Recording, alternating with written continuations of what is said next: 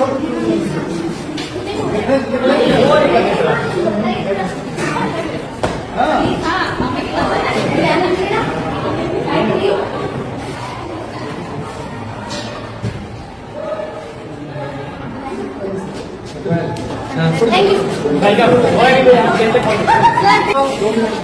कक्ष में 600 बच्चियों को बैठा के अगर डिसिप्लिन की बात करे जाती है, बिल्कुल भी उचित नहीं है, संभव ही नहीं। आदमी इस कमरे के अकॉर्डिंग 190 से 120 बच्चे बैठ सकते हैं।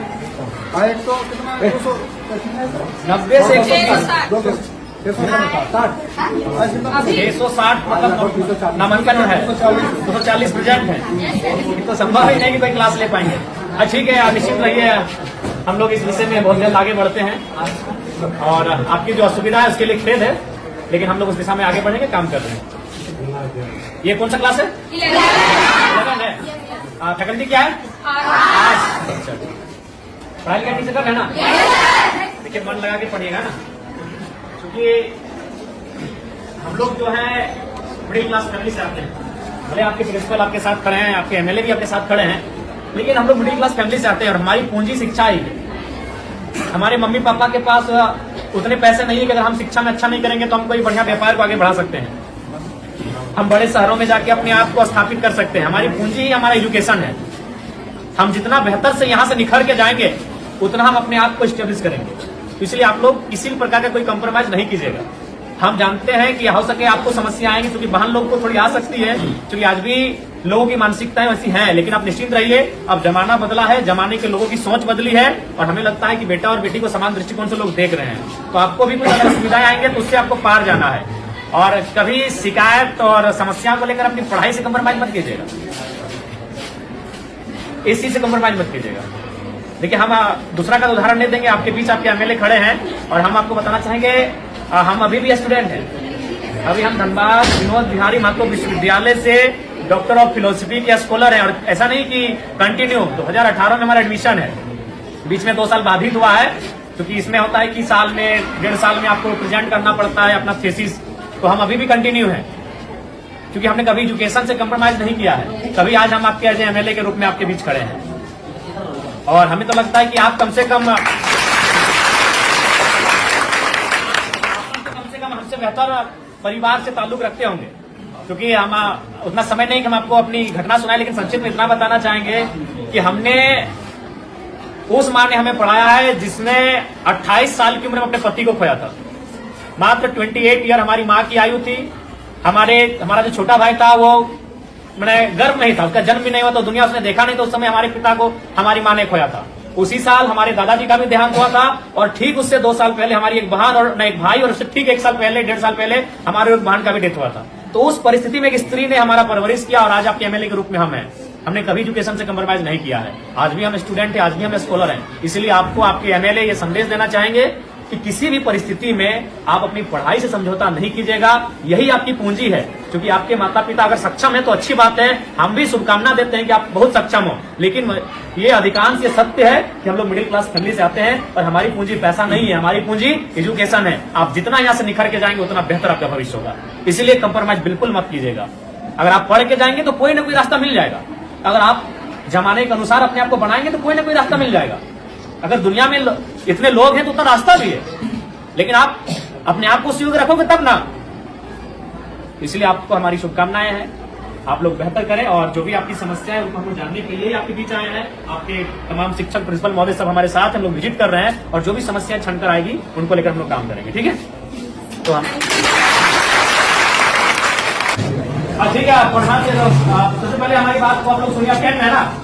देखिए, 10 में अगर आप हैं तो भी ये महीना है दिसंबर का, आपके पास काफी कम समय है, इसलिए आपसे हम यही संदेश मेरा रहेगा कि आपको अभी यहाँ से पूरा अलर्ट रहना है। इसलिए बाबू साहब की देखिए, अभी जनवरी आएगा, आप कुछ दिन पिकनिक में चला जाएगा, फिर मकर संक्रांति आएगा, फिर सरस्वती पूजा आएगा, तो हमारे पास अगर देखा जाए तो काफी कम समय है, और आप अभी उस मुकाम में हैं जहां अपने आप को बढ़ाएंगे। इसलिए यहाँ से आप एक ही दिन अब के बाद ढील मत कीजिएगा। और एक बात, आप जो अभी तक पढ़ाई हुआ है, जैसी बात है, सर लोग मेहनत किए, आप लोग पढ़े हैं, बहुत सारी चीजों को आप जाने हैं, उसको आप प्रैक्टिस कीजिएगा, रिवाइज कीजिएगा। जो चीजें अगर, चूंकि अभी 10 में क्या है कि 10 के जो क्योंकि इसके बाद जब आप कॉलेज जाएंगे तो वहाँ एक्सपीरियंस दिखेगा, लेकिन अभी आप ज्यादातर रट के याद करते हैं, कोई भी चीज आपको रटते हैं 4 बार 5 बार रटते हैं, तो उसके बाद भी अगर मान के चले आपसे भूल होता है तो उसको आप हाथ से प्रैक्टिस कीजिएगा, क्योंकि आप जितना पढ़ के रट के याद करोगे उससे ज्यादा आप हाथ से अगर लिखोगे ना 3 बार 4 बार तो उसको आप याद हो जाएगा। जो चीजें आपको लगता है कि नहीं इसको हम मेमोरी नहीं कर पा रहे हैं, याद नहीं कर पा रहे हैं, तो उसको आप कम से कम हाथ से प्रैक्टिस कीजिएगा, कई बार रफ लीजिएगा, उस रफ में 4 बार 5 बार लिखिएगा उस प्रश्न का उत्तर, तो आपको याद होने लगेगा।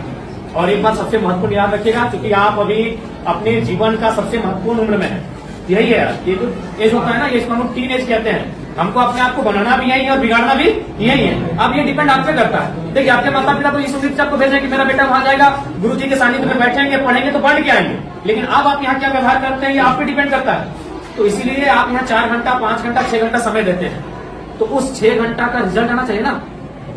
मान के सपोज दैट अगर किसी भाई को अगर पढ़ने में मन नहीं लग रहा है, तो मान के चलो वो 6 घंटा अगर सिर्फ वो ग्राउंड में दौड़ेगा, इस राज्य के नंबर 1 धावक बनेगा कि नहीं?